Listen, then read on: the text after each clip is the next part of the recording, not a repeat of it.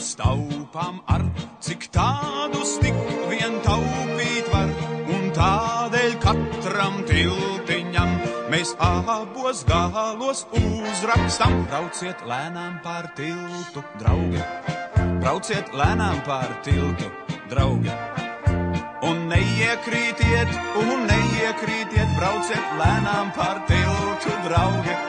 Brauciet lēnām pār tiltu, draugi. Brauciet lēnām pār tiltu, draugi. Un neiekrītiet, brauciet lēnām pār tiltu, draugi. Mūsu rakstniecībā tam tik svars, ko lielija tas soju vars. Tādēļ ar kritiķieri brauc un rakstniekus pie tiesas sauc. Tur vienreiz gadā suna tos, lai rakstniecība paceltos. Tur dzirdam lielas muļķības, ka allaž taisni jākaunas. Brauciet lēnām pār tiltu, draugi, brauciet lēnām pār tiltu, draugi.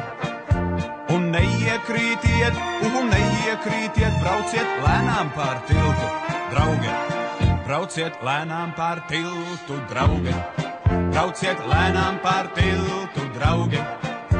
Un neiekrītiet, brauciet lēnām pār tiltu, draugi. Līdz aplausus tik sadzirdam, ar prieku atkal iznākam, bet tomēr beigsim dziedāt, nu, kaut daudz mums vēl ir pantiņu, jo teātrī dažs atrodas, kas aizskarts jūtas pretojas, un tā var ietikt procesē, kur apsūdz mūs un iespundē. Brauciet lēnām pār tiltu, draugi, brauciet lēnām pār tiltu, draugi. Un neiekrītiet, brauciet lēnām pār tiltu, draugi.